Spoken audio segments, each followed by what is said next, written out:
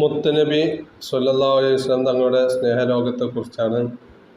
അപ്പോൾ ഇതുമായി ബന്ധപ്പെട്ട വിഷയങ്ങൾ ക്രോഡീകരിച്ചിട്ടുള്ളത് യൂസുഫ് ഫൈസി കാഞ്ഞിപ്പുഴ എന്ന പണ്ഡിതൻ എഴുതിയ മദീനയിലേക്കുള്ള വഴിത്തര എന്ന പുസ്തകത്തിൻ്റെ അതിലുള്ള വിഷയങ്ങളുമായി ബന്ധപ്പെട്ടാണ്. അപ്പോൾ ഇവിടെ നമുക്ക് നോക്കാം, പ്രവാചകനും സത്യവിശ്വാസിയും, അതിൽ അള്ളാഹുവും പ്രവാചകനും തമ്മിലുള്ള വിഷയങ്ങൾ പറയുന്നുണ്ട്. പ്രവാചകൻ പരലോകത്തിൽ, അവൻ നബിയും സത്യവിശ്വാസിയും, ബന്ധങ്ങൾ, ബർസഹി ജീവിതത്തിൽ, ഇങ്ങനെയുള്ള വിഷയങ്ങൾ അതിൽ കൊടുത്തിട്ടുണ്ട്.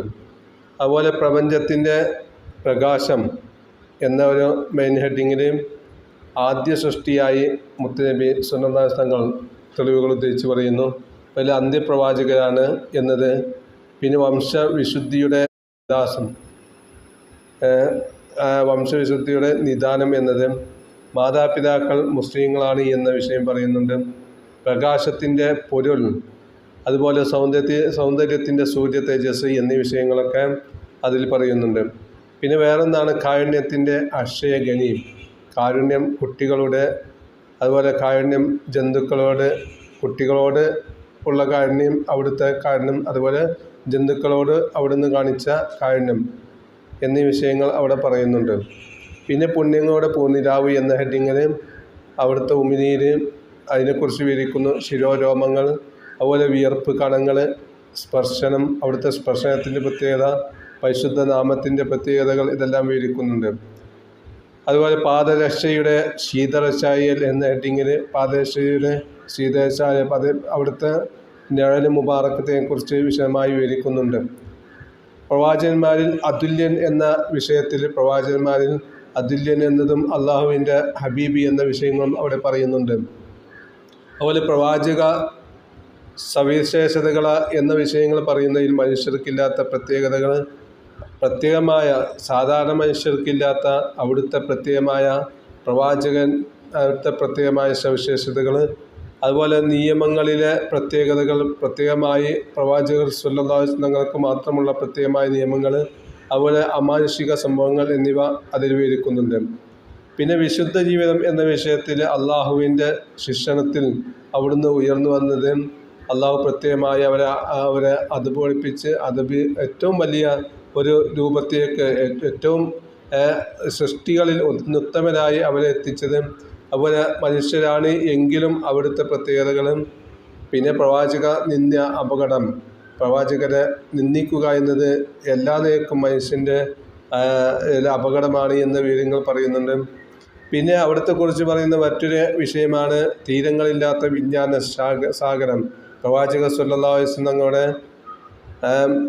പ്രവാചകന്മാരുടെ ഗുരുദൂതയാണ്, എല്ലാ പ്രവാചകന്മാരുടെയും മേലെയാണ് അവിടുന്ന്, അതുപോലെ അദൃശ്യ കാര്യങ്ങൾ അറിയും എന്നീ വിഷയങ്ങൾ അതിൽ വിവരിക്കുന്നുണ്ട്. പിന്നെ അവിടുത്തെ സ്വഭാവ മാഹാത്മ്യത്തെക്കുറിച്ച് പറയുന്നതിൽ അവിടുത്തെ സഹനം, ഔദാര്യശീലം, ധീരത, കായിക ശക്തി, അതുപോലെ ലജ്ജാശീലം, ഐഹിക വിരക്തി, അതുപോലെ ഭയഭക്തിയും, നീതി നിഷ്ഠ, വാഗ്ദത്ത പാലനം, അതുപോലെ വിനയം, കുടുംബ ജീവിതത്തിൽ അവിടുത്തെ പ്രത്യേകതകൾ, നർമ്മബോധം, അതുപോലെ നയചാതുരി, ആദർശ പ്രതിബദ്ധത, അതുപോലെ വിശ്വാസ സ്ഥൈര്യം തുടങ്ങിയ അവിടുത്തെ പ്രത്യേകതകൾ എല്ലാം വിവരിക്കുന്നുണ്ട്. പിന്നെ വേറൊരു വിഷയമാണ്, ഹെഡിങ്ങാണ് പ്രവാചക സ്നേഹം എന്നത്. അതിൽ സ്വഹാബത്തിൻ്റെ പ്രവാചക സ്നേഹം അതിനെക്കുറിച്ച് വിവരിക്കുന്നുണ്ട്. അതുപോലെ വേർപാടിൽ വിതുമ്പിയ സ്നേഹ ഹൃദയങ്ങൾ, അവിടുന്ന് വഫാത്തായ സമയത്തുള്ള അവിടുത്തെ ആ സന്ദർഭത്തെക്കുറിച്ച് പറയുന്നുണ്ട്. അചേതന വസ്തുക്കൾക്കും ഉള്ള അവിടുത്തോടുള്ള സ്നേഹത്തെക്കുറിച്ച് പറയുന്നു.